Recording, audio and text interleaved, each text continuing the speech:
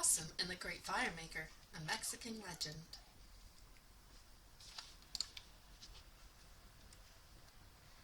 Written and adapted by Jan M. Mike, illustrated by Charles Reisner. Long ago, a small village stood beside the cliff that separated the land from the sky. In the middle of the village there lived an opossum and a large mango tree. Opossum slept during the day and climbed about looking for food at night. Opossum was so small that most of the villagers paid her little heed. Even Iguana, the lizard who lived beneath the mango tree, paid no attention to her at all. Iguana was the great firemaker. Tall as any human, he was puffed full of pride. Only he knew how to call out fire from sticks, and when rain washed the fire away, only he could make it blaze again. One night, as Opossum woke, she heard Iguana complaining to his wife. "It is I who should rule the village," he said, "for I am the great firemaker." "But my husband, there is more to the village than just your fire," said his wife. "More than my fire?" Iguana shouted. "We shall see." Late that night, as Opossum hung from the tree branch nibbling a sweet mango, Iguana crept out to the center of the village. He knelt down and swept the village fire into a hollow gourd that he fastened around his waist. Then he ran to the cliff and climbed up, up, up towards the sky. "Are you coming back soon, Iguana?" called Opossum. Iguana did not answer. When the morning sun touched the village, Opossum licked the sweet juice from her hands, climbed to her favorite branch, and hung by her tail. She was drifting off to sleep when she heard a young boy shout, "The fire is gone!" People gathered beneath the mango tree, seeking Iguana and begging him to call out a new fire from the sticks, but the great firemaker did not answer.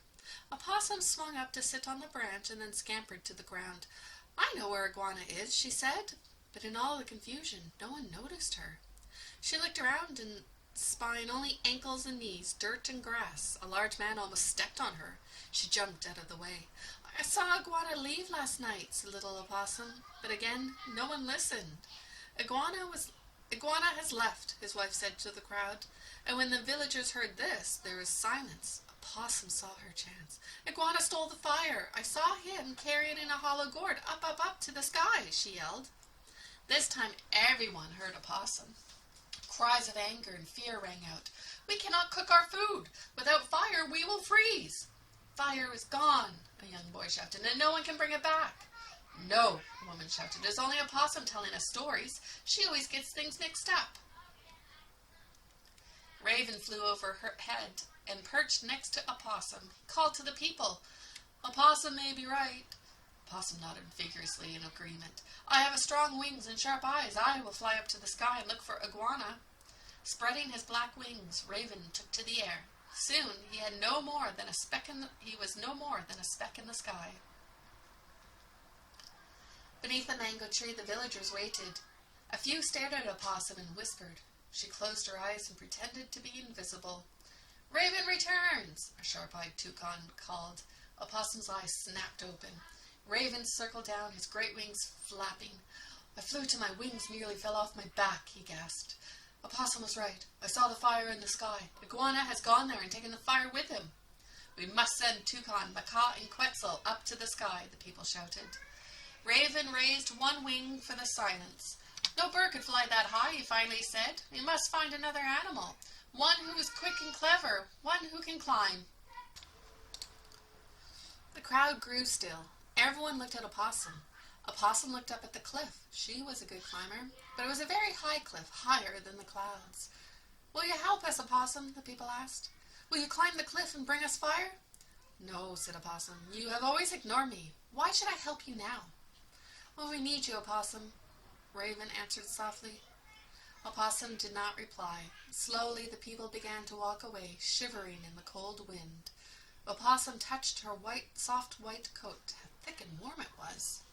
Opossum swung herself up to sit on the branch. "I will try," she called out. "Wait at the bottom of the cliff. If I can get the fire, I will throw it down to you."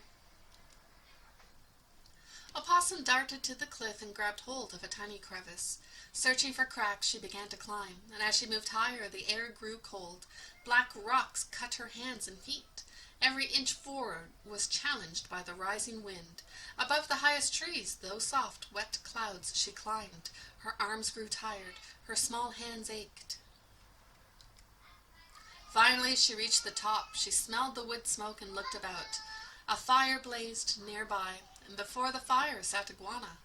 Opossum combed her fur with her hands, and then she spoke. "I've come to visit you, Iguana. May I warm myself by your fire?" she asked. "No, you will try and steal my fire," Iguana answered. "You are great and wise, Iguana. Surely you can guard your fire from someone as small and weak as I." Iguana raised his chest, preening at Opossum's flattery. "I will tell you stories of my glorious youth," he said. Opossum sat and pretended to listen as she looked into the fire. A burning stick caught her eye. She raised her hand to touch it. Iguana stopped speaking and glared. "Speak on, Iguana. I only warm my hands at your lovely fire." Iguana frowned until she lowered her hands. Stars wheeled about the sky in their slow dance. Iguana spoke. Opossum stared into the fire. She moved her feet, touching a blazing branch with her toes. Iguana stopped speaking and glared. "Speak on. I only warm my feet at your lovely fire." The iguana frowned until she tucked in her feet. The moon rose, joining the dance of the stars. Iguana spoke. Opossum pretended to listen. She snaked her long white tail out, twisting it around the burning branch.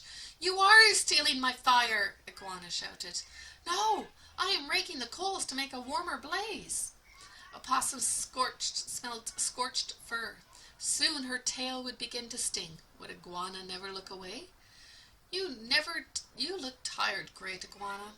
"Yes, the warmth of the fire makes me sleepy," Iguana admitted.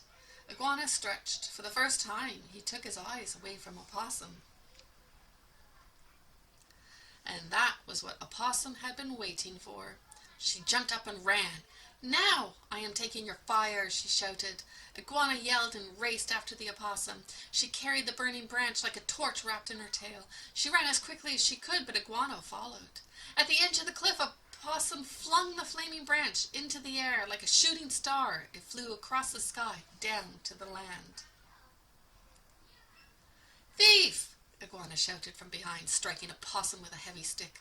Opossum curled into a ball, frightened. She had to think quickly.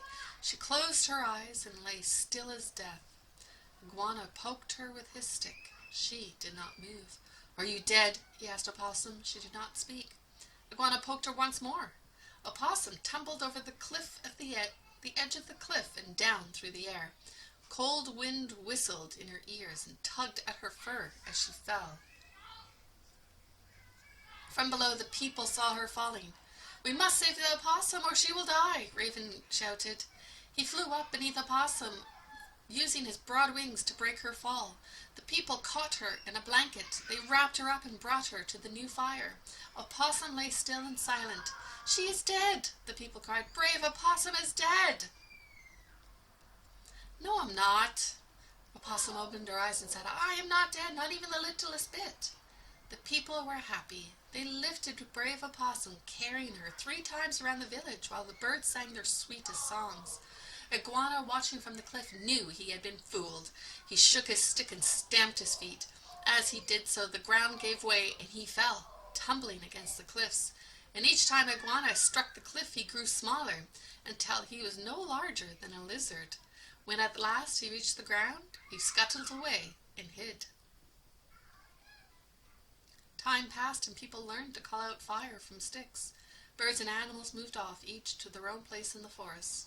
As for Opossum, she still bears the mark of the fire on her smoky gray body and black hairless tail.